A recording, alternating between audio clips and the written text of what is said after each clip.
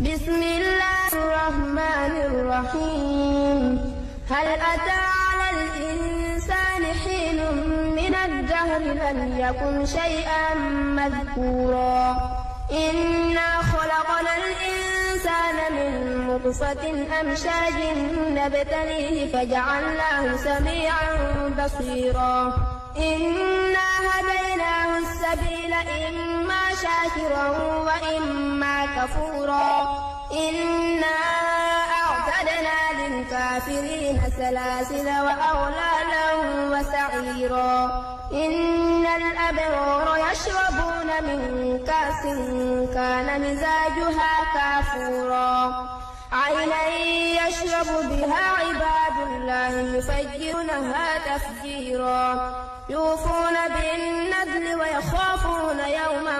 كان شره مستطيرا ويطعمون الطعام على حبه مسكينا ويتيما واسيرا إنما نطعمكم لوجه الله لا نريد منكم جزاء ولا شكورا إنا نخاف من ربنا يوما عبوسا قمطريرا فوقاهم الله شر ذلك اليوم ولقاهم نضرة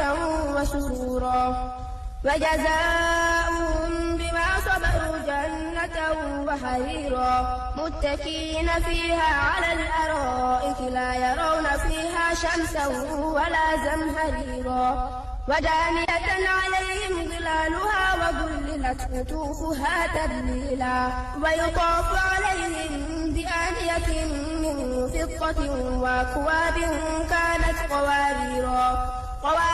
من فضة قدروها تقديرا ويسقون فيها كأسا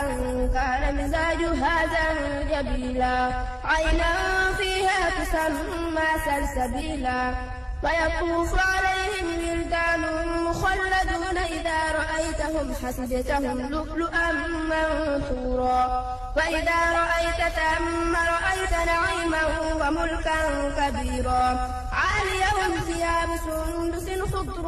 واستبرق وحلوا وساجر من فضة وسقاهم ربهم شرابا طهورا إن هذا كان لكم جزاء وكان سعيكم مشكورا إنا نحن نزلنا عليك القرآن تنزيلا فاصبر لحكم ربك ولا تطع منهم آثما أو كفورا واذكر اسم ربك بكرة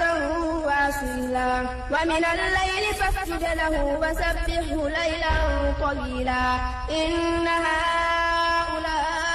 يحبون العاجلة ويذرون وراءهم يوما ثقيلا نحن خلقناكم وشددنا أسرهم وإذا شئنا بدلنا أمثالهم تبديلا إن هذه تذكرة فمن شاء اتخذ إلى ربه سبيلا وما تشاءون إلا أن يشاء الله إن الله كان عليما حكيما يدخل من يشاء في رحمته